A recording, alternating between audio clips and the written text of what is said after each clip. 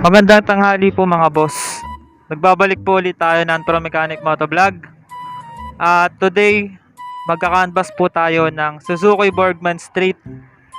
Isa po sa mga 125cc na gawa po ni Suzuki na isa po sa mga Maxis scooter na solid talaga. Kaya gustong gusto ko po ito itignan. So ngayon magka-canvas tayo. Konting review na rin kung ano yung mga features at specs neto ni Suzuki Borgman Street. So nandito po tayo sa Motor Trade Tungkong Mangga. Ayan mga boss.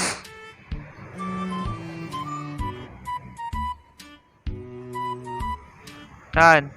Motor Trade Tungkong Mangga mga boss. Nasa highway lang po siya. Katabi po siya ng JRS. Ayan. So nandito po yung Suzuki Borgman nila. Nandun sa loob. Tignan natin. Kung bago ka pa lang po nakapanood ng aking vlog at mahilig ka sa mga ganitong mga video kung saan po yung magka-canvas po tayo ng mga motor para po matulungan ko kayo kung sakali na gusto nyo malaman yung price ng mga bagong papalabas na motor pati yung mga features na meron siya. Kung gusto nyo po ito at hindi pa po kayo nakasubscribe, mag-subscribe na po kayo sa channel ko, then hit nyo na po yung bell icon para updated po kayo lagi sa mga video natin na i-upload. So tara po, pasok na po tayo sa loob at tignan na po natin yung Suzuki Borgman Street 125.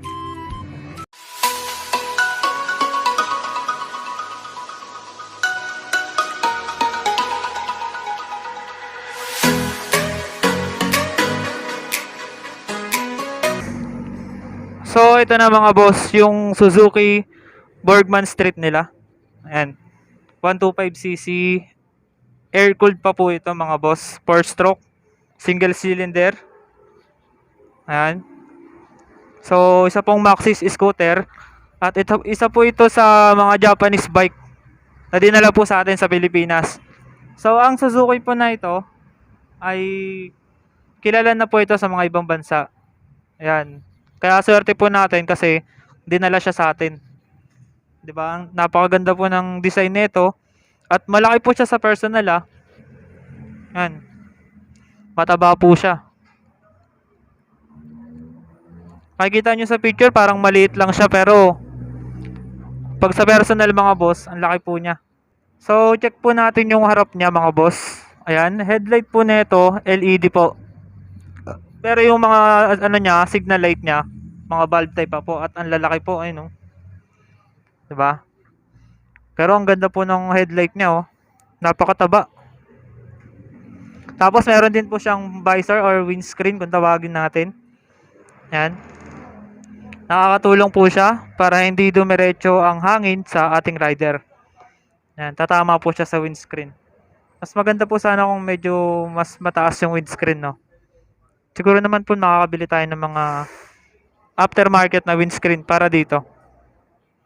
Ayan. Tapos may logo po dito, Suzuki. Ayan. Ang kulay po na itong nasa harap natin, black po siya. Tapos may combination po siya ng chrome. Ayan, no?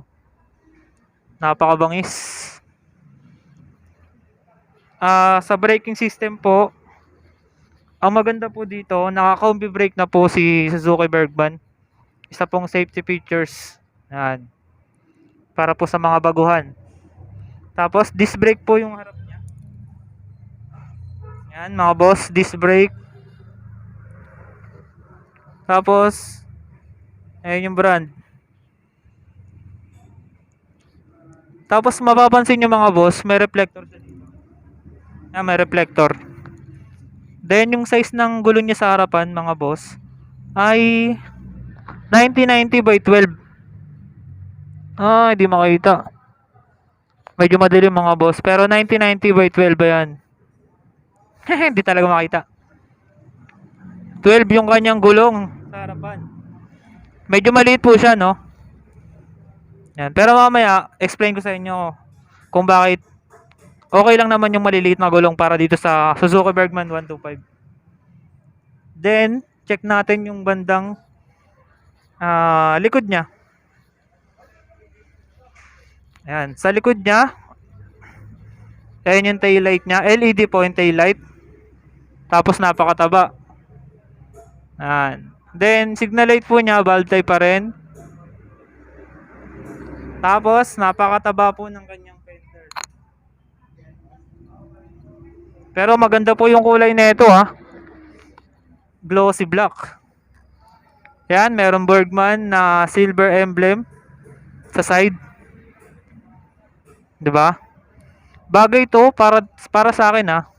Kung pang service lang mga boss, pang araw-araw, swak na swak tong Bergman na to. Kasi ang lawak ng space niya dito. Oh. Oh. Tapos meron siyang ano dito? Bulsa. Yan, atakan niyo lang dito. Yan. Tapos meron siyang power 12 volts socket dito. Madilim lang, madilim pero yan kita naman. Meron na siyang power supply. Tapos yung kanyang compartment, malalim naman. Pasok natin yung aking kamay.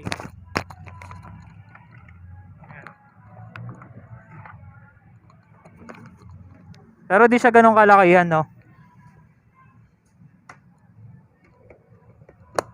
Sarado na natin. Tapos yung kanyang susian, ganun pa rin mga boss. Pero maganda dito, meron siyang lock. Yan, pwede natin i-lock to. Kung sakali na pwede natin i-lock kung sakali na iiwan natin yung motor natin. Iwas nakaw. Yan yung kanyang susian. Tapos sa ito mga boss, yung kanyang panel gauge, digital na po. Ayan. Nandiyan po lahat ng mga indicator. Kaya lang di po natin mabuksan kasi hindi pa po ito i-release. Hindi natin makikita yung style ng kanyang panel gauge. Pero tingin ko parang kamukha sa kanya nung Raider. Parang kahawig niya yung panel gauge ng Raider. Ganyan din yun eh. Kasi Suzuki rin naman to mga boss eh. Tapos yung mga button niya nandito sa gilid. Kaya yung mga button niya para sa mga ano natin. Kung may mga i-adjust tayo, diyan natin siya pipindutin. Sa mga switch naman po, ayan. Dito sa left side, meron tayo ditong low beam, high beam. Tapos, nandyan po yung para sa signal light. Tapos, busina. Sa kabila naman po, nandito yung kill switch. Meron na siya. Para po yan sa mga safety rin po yan. Kung sakaling mag-wild yung motor natin dahil automatic to, pwede natin gamitin yung kill switch. Tapos, ang kanyang push button mga boss, dito rin nakalagay. So, ipupush lang natin yan, ibababa lang natin. Push start na yon. Kaya isa lang makikita nyo dyan. Tapos, handlebar. Ayan, glossy black. May Suzuki logo. Sa mga lever naman po, black pa rin, standard. Ayan. Hand grip. Okay naman. Malambot naman siya. Tapos, meron siyang lagayan ng mga gulay. Ayan. Ang laki po ng hook niya dito. Napakalaki po. So, maganda rin po dahil dalawa pala yung kanyang hook.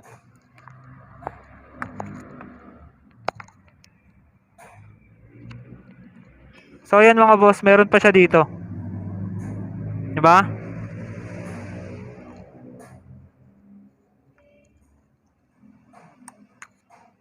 Lagayan ng mga pinamili natin. Tapos, malawak naman yung footboard niya. Ayan, malawak po. Then, meron pa siya dito. Para kapag nangalay tayo, pwede natin iunat yung ating mga paa. Ayan, glossy black. Tapos, dito medyo matte yung mga block niya dito. Yung kanyang upuan mga boss, napakalaki. Tapos malambot din po. Tapos mga boss, meron siyang tahi dito sa gilid. Meron siyang red dyan. Maganda po yung kanyang upuan, malawak. Tapos, meron siyang angkasan. So maganda kasi natutupi. Parang hindi halata na may angkasan siya. Tapos, ayan nga, air-cooled pa nga to. Ayan yung kanyang magneto cover. Para sa muffler naman, sobrang stylish ng muffler na ito mga boss. Ayan. Aluminum tip. Tapos black dito, meron siyang heat guard. Kaso wala siyang swing arm. Sayang, wala siyang swing arm. SEP. Tapos mga boss, sa mga gulong naman na ito, sa gulong po niya, tignan po natin yung size ng gulong niya sa likuran. Ayan, 90-100 10 by 10. Ayan, medyo maliit po yung kanyang gulong, no? Pero wag kayong mag-alala mga boss. Dahil hindi naman porket maliit yung gulong nito, hindi nyo nagugustuhin si Suzuki Bergman. Actually, marami na rin pong gumagamit nito ngayon. Ayan, hindi porket maliit gulong niyan, hindi na to babakbak. So, ang maganda po sa maliliit na gulong mga boss, mas malakas po yung acceleration niya. Ayan. Kahit po may angkas tayo, kayang-kaya po tayo na itong Suzuki Bergman na to. Ang maganda rin po dahil meron na siyang tire hugger. So, hindi po mapuputikan ng sobra-sobra ang ating makina. Meron din siyang cover dito, kaya lang di makita kasi madilim. Meron siyang parang goma dyan para hindi dire-diretso yung dumi dun sa loob. Tapos, check po natin yung kanyang compartment. Para po sa compartment, hindi na po tayo magsususi. Ito lang po yung gagawin natin. I-lock muna natin.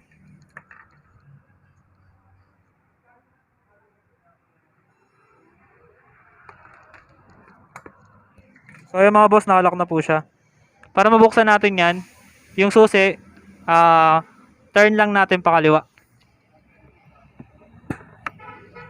So pagka pinihit nyo siya pakaliwa, mabubukas na yung compartment natin. So yan mga boss, napakalaki ng compartment na ito. Dahil meron siyang 21 liters. Diba? Kasya po dito yung mga alaga nyong goldfish, lagay nyo na rin ng tubig. Pwede ka na rin magtanim ng halaman dito. Kasyang-kasya yung lupa dito. Tapos, dito, may space pa. May space pa siya. 20 liters yan mga boss, kaya napakalaki niyan. Nandiyan yung mga side mirror, mga tools. Tapos kanyang fuel. Fuel capacity na ito mga boss is 5.6 liters. Dito siya makikita. 5.6 liters para sa fuel capacity. Medyo marami na rin po tayong malalagay. Tapos meron siyang fuel consumption na 40 to 42 kilometers per liter. Yan. Kaya medyo malaki po. Medyo tipid po talaga itong Suzuki Bergman kung i-compare natin sa ibang mga 125cc. Yan. Sarado na natin. Tapos mga boss, maganda po yung kanyang grab bar kasi napakalapad. Ayun, ang laki. Saktong-sakto yung kamay natin dyan. So, para sa ibang information mga boss, ang bigat po netong Suzuki Bergman na to is 108 kilograms. Dry weight po yun. Ibig sabihin, wala pa po yung langis tsaka wala pang gasolina. Para sa seat height naman po niya, meron siyang 780 mm seat height.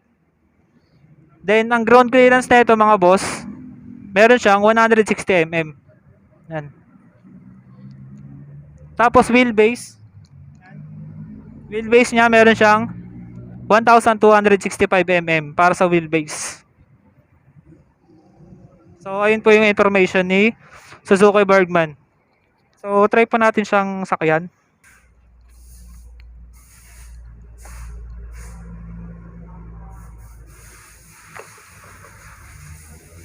So, ito mga tol, mga boss, ang height ko po is 5'6 to 5'7 yung height ko eh.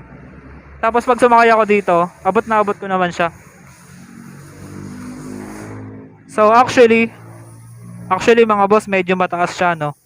Yan. Kasi, yung paa ko, nakatingkayad na ako. Yan. Kaya may kataasan siya. Pero pwede nyo naman to patabasan yung upuan para bumaba siya. Para maabot nyo. Tapos, napaka-relax niya kasi ang luwag po niya. Yan. Pwede kong iunat yung aking mga paa, oh. Yan. Napakaluwag. Tapos, sa handling niya, sakto lang yung handlebar. Hindi naman ganun kalawak. Hindi rin naman ganun kaliit. Sakto lang. Ayan mga boss. Okay naman siya sakyan kasi napakalapad ng upuan. Saktong-sakto. Sarap sa puwet. Malambot siya. Ayan, napakalawak ng kanyang footboard. Ayan, napakaganda po na itong Bergman na to para sa 125cc. So, hindi porket liquid cooled siya, hindi porket air cooled siya, hindi nyo na siya gugustuhin. Kasi hindi naman po siya ganun kataas yung kanyang displacement para lagyan ng liquid cooled. Ayan. Okay pa rin naman siya kahit air cooled siya. Naka-combi brake na rin naman siya kaya okay na okay siya.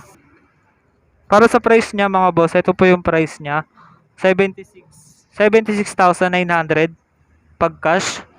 5,000 naman po pag down payment. Then 3,650 naman po siya pag 3 years. So para sa price na 76,900, solid na to mga boss. Ayan. Wala namang problema sa size ng gulong eh. Kung gusto mo palakihin mo. Gawin mo 14. Kaso baka di na siya bumagay.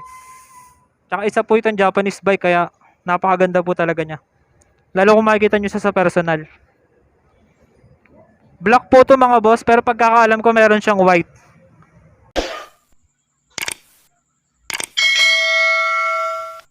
Sana po nagustuhan nyo yung vlog natin para sa araw na to. Yung pagka-canvas natin dito sa Suzuki Bergman Street 125cc. Napakaganda po ng bike na to mga boss. Yan, saktong-sakto po sa atin to kung kailangan natin ng pang service, pang araw-araw. Tsaka bagay ito sa mga negosyante. Kaya kung nagustuhan nyo ito mga boss, andito po siya ngayon sa Motor Trade Tungkong Mangga po. Yung kanilang contact number at Facebook page, nandyan po sa description box natin. Pwede nyo kontakin yan just in case na mag-i-inquire po kayo sa unit na to. Marami rin po sila ditong mga unit. Gaya po ng Honda Click 125, napakarami nila. Meron ding Barako, nandun po sa dulo. Tapos mga MIUI 125. May mga repo rin po sila mga boss kung sakaling gusto nyo po. So again mga kabasamo, non-pro mechanic, para sa inyo na maghahatid ng mga magka-canvas tayo ng mga motor para makatulong ako just in case na naghahanap po kayo at malaman nyo yung mga specs, features ng isang motorcycle, pati price. So dito na po natin tatapusin yung ating vlog mga kabasamo. Shoutout po sa Motor Trade Tungkong Mangga. Pati rin po sa mga empleyado nila dito. Wala pa po akong kakilala dito mga kabasamo kaya medyo nahihiya pa. Wala pa tayong kilala dito. Pati manager hindi pa natin kilala. Pero yun, pag napanood po nila to, yun, maraming salamat po dahil ang babait po ng mga empleyado dito. Ayan. Yung Suzuki na yan mga boss, nandun yan sa dulo, nilagay nila dito para ma-vlog natin na maayos, di ba? Then, inaasikaso rin nila tayo. Kaya okay na okay po. Para sa akin, recommended ko po na pwede po kayo ditong kumuha ng motor. Yan. So, ayun mga boss, tapusin na po natin yung vlog. Maraming salamat po ulit at sana lagi nyo kasamahan sa mga vlog na gagawin natin. At congrats dahil 158,000 subscribers na po tayo. Tapos kung di ka pa po nakapalo sa Facebook page natin, follow nyo na po yung Facebook page natin, nandiyan sa screen. Ayan. So again, mga kabasamo, maraming salamat. At ayun lang, tuloy-tuloy lang tayo sa buhay kahit mahirap. Yun. Sana Kaya mag-ingat din po kayo lagi mga boss. Ride safe and peace out.